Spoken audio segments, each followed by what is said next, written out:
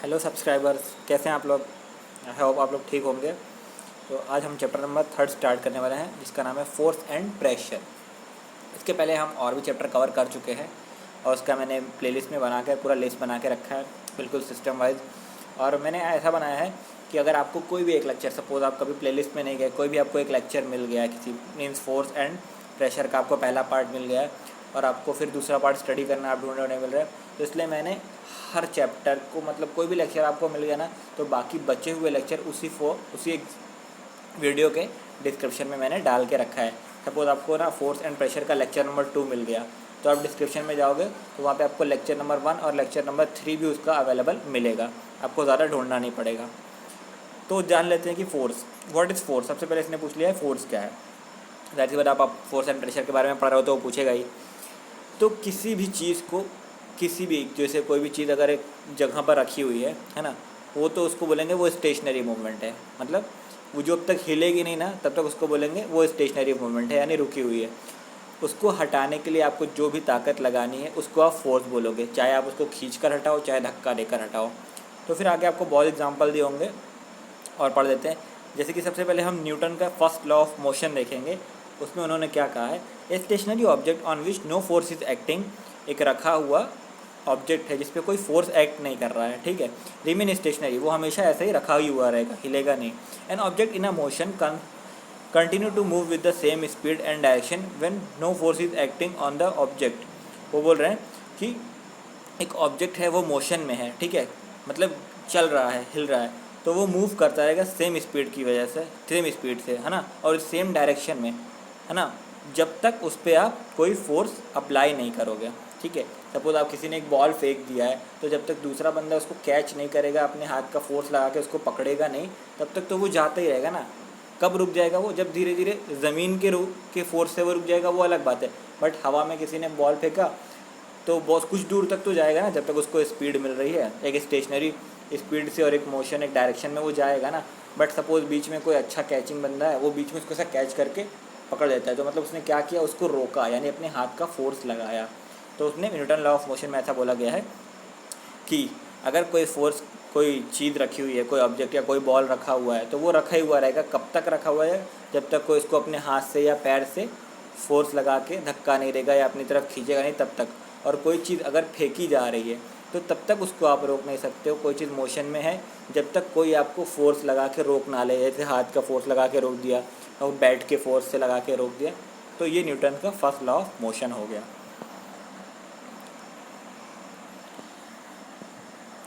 Contact and non contact force. अब force भी दो टाइप के यहाँ पर आपको पढ़ने हैं, contact and non contact force. तो नाम से समझ ही गए होंगे कॉन्टैक्ट और नॉन कॉन्टैक्ट फोर्स का मतलब क्या है। कॉन्टैक्ट फोर्स, जिसको आपको फोर्स लगाने के लिए कॉन्टैक्ट में आना पड़े, उस चीज़ को टच करना पड़े, छूना पड़े। और नॉन कॉन्टैक्ट फोर्स, जैसे बिना टच किए। आप बोलोगे बिना टच किए कैसे, तो वो भी मैं आपको दिखाऊंगा। सपोज अभी आपको इस पिक्चर्स में 3 पिक्चर अलग अलग दिख रही। एक अंकल जी हैं, वो कार को पुश कर रहे हैं, तो वो क्या कर रहे हैं, अपना हाथ के फोर्स से पुश कर रहे हैं ना, आगे की तरफ धक्का ले रहे हैं। और सेकंड एक बच्चा है ना, वो अपने डॉगी को अपनी तरफ खींच रहा है, पुल कर रहा है, तो वो भी फोर्स लगा रहा है। अब आप ये मत समझना कि फोर्स का मतलब है सिर्फ पुश करना, पुल पुश, है ना, या तो कुछ भी हुआ, पुल, आप पुल कर रहे हो, पुश कर रहे हो, फोर्स तो लगा रहे हो ना, वहाँ पे ताकत तो लगा रहे हो ना, तो उसका मतलब फोर्स हुआ। फिर थर्ड बच्चा ये है, वो फुटबॉल को किक कर रहा है, तो तीनों अपनी अपनी जगह पे एक फोर्स एक्ट कर रहे हैं उन चीज़ों पे, उन ऑब्जेक्ट पे। एक कार मूव इन वही बताया कि फॉरवर्ड डायरेक्शन में कार मूव कर रही है, अंकल उसके पीछे तरफ धक्का दे रहे हैं, फिर जो डॉग है उसको अपनी तरफ पुल कर रहा है ना, वो बच्चा पुल कर रहा है। फिर थर्ड जो है वो प्लेइंग फुटबॉल वाला बच्चा उसको किक कर रहा है, अपने से दूर भेज रहा, मार रहा है।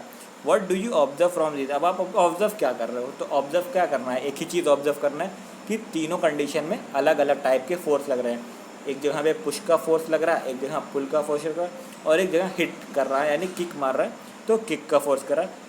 बट एट द एंड तीनों क्या है, फोर्स ही है। अलग अलग वे में तीनों को फोर्स लगाया जा रहा है।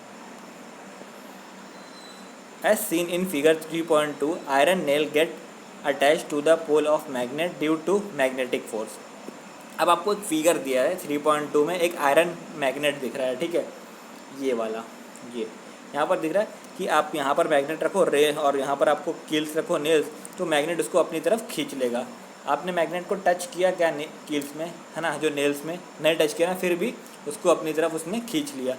यानी क्या हुआ, बिना कांटेक्ट में आए उसने फोर्स लगा लिया, अपनी तरफ पुल कर लिया, खींच लिया। तो ये हो गया नॉन कांटेक्ट फोर्स। फिर सेकेंडरी क्या है यहाँ पर, आपको यहाँ पर दिया हुआ है, फिर भी मैं आपको एक्सपेरिमेंट बता देता हूँ।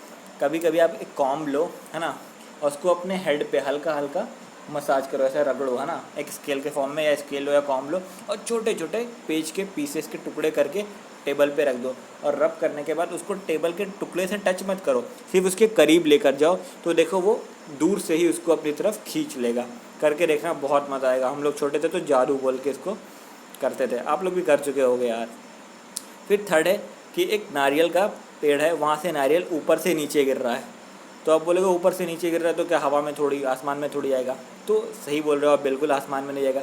बट क्यों नहीं जा रहा है? क्योंकि उस पर अर्थ फोर्स लगा रही है, वो भी कैसा, नॉन कॉन्टैक्ट फोर्स। और वो नॉन कॉन्टैक्ट फोर्स कौन सा है अर्थ के पास?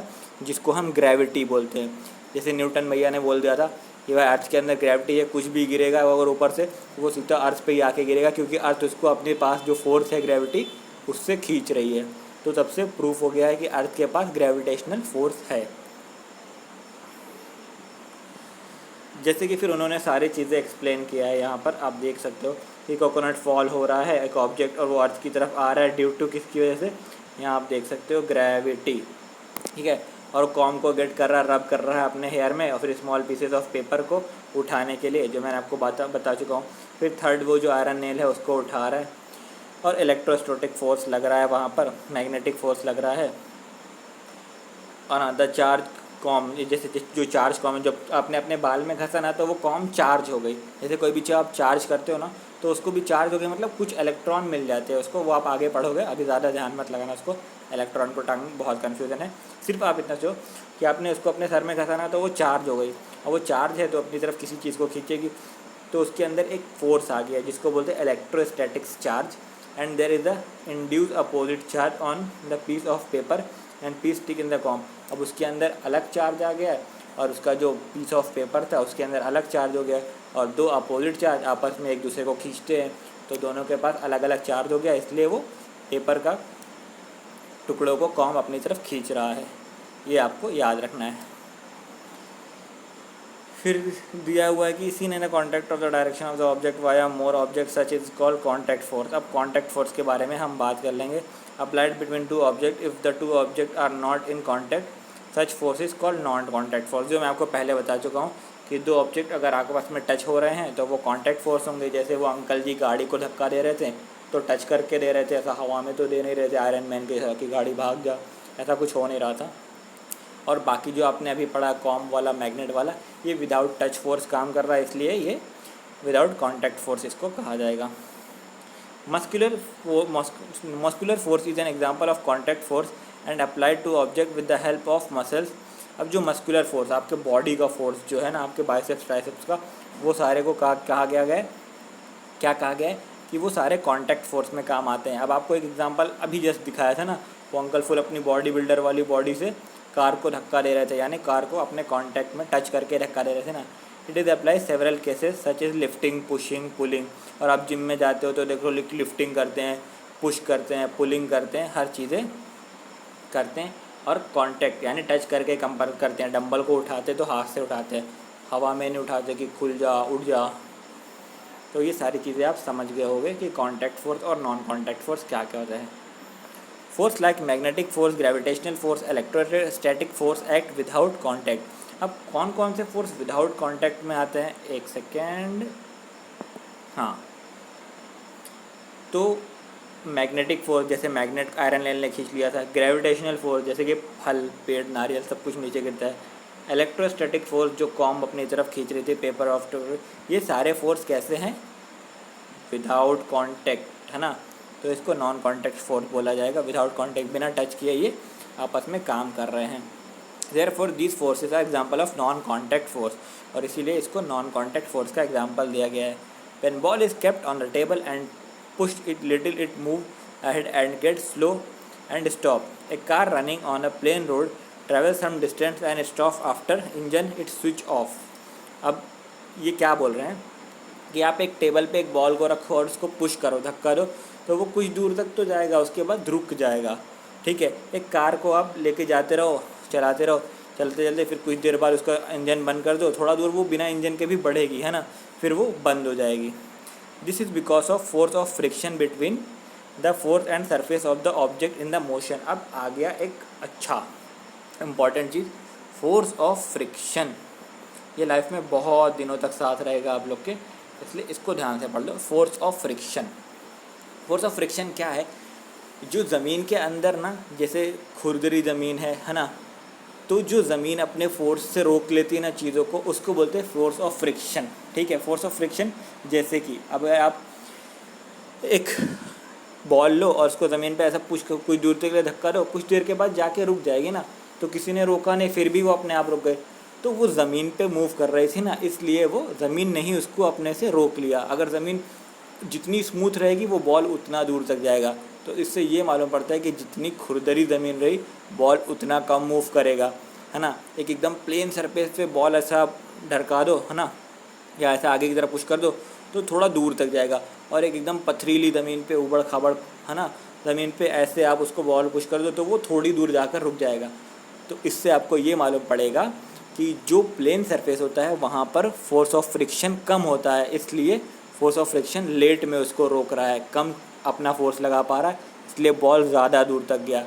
बट जो चीज़ जितनी खड़बिजरी रहेगी, है ना, जितनी पथरीली रहेगी, जिसमें ऊपर नीचे कांटे टाइप निकला रहेगा, उसके पास फोर्स ऑफ फ्रिक्शन इतना ज़्यादा होगा, वो जल्दी उस चीज़ को रोक लेगी।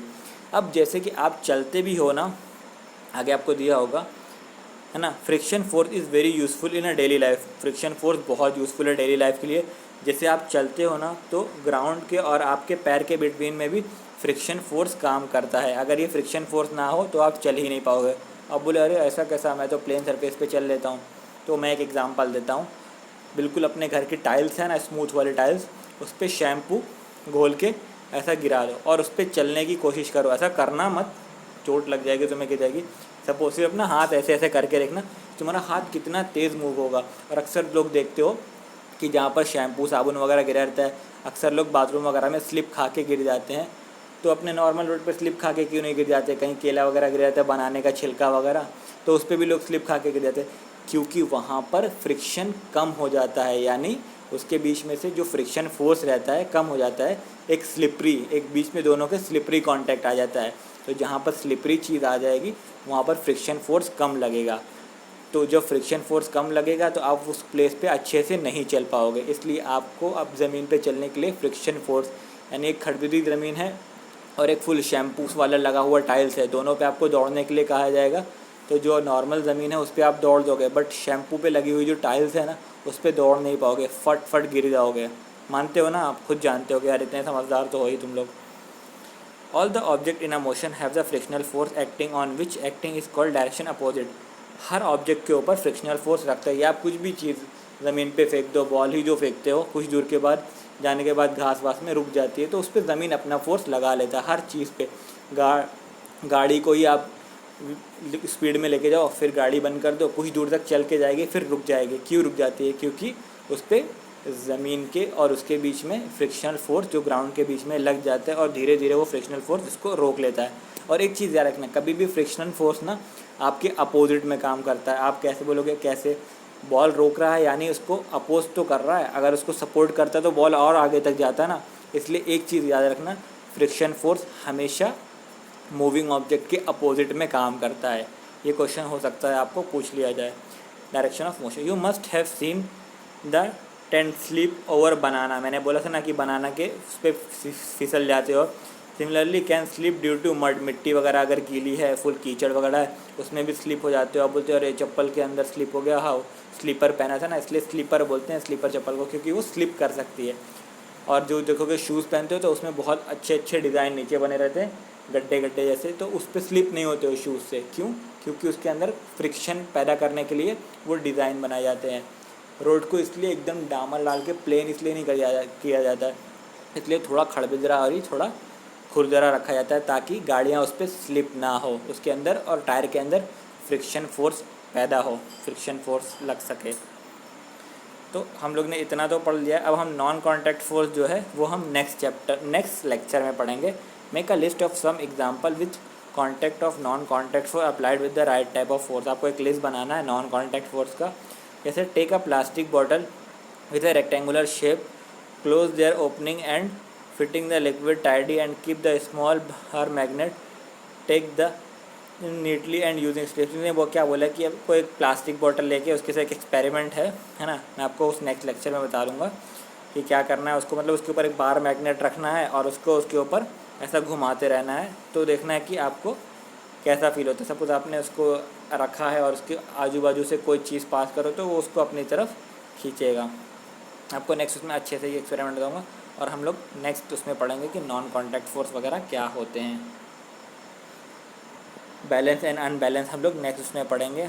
तो अगर आपको जो कुछ नहीं समझा है आप पूछ सकते हो, है ना। मैं आपको ये एक्सपेरिमेंट अच्छे से बताऊंगा, ये बॉटल वाला एक्सपेरिमेंट, ठीक है। तो फर्स्ट लेक्चर में बाय बाय। और जितना हो सके इसको आप शेयर करो अपने फ्रेंड्स के साथ। और कुछ सही नहीं लगा आपको तो बताओ, मैं उसको आपको और अच्छे से समझाने की कोशिश करूँगा। और जैसा कि मैं बता चुका हूँ कि मैं अपनी एक सीरीज़ बनाने वाला हूँ जिसमें मैं सिर्फ क्वेश्चन आंसर ही एक्सप्लेन करूँगा, है ना, ताकि आप एग्ज़ाम के एक दिन पहले भी किसी एक चैप्टर को उठाओ और 15 मिनट के लिए वो सिर्फ वो वीडियो देख लिया ना, तो आपको सारे क्वेश्चन आंसर सिर्फ वो एक वीडियो देखकर याद हो जाए।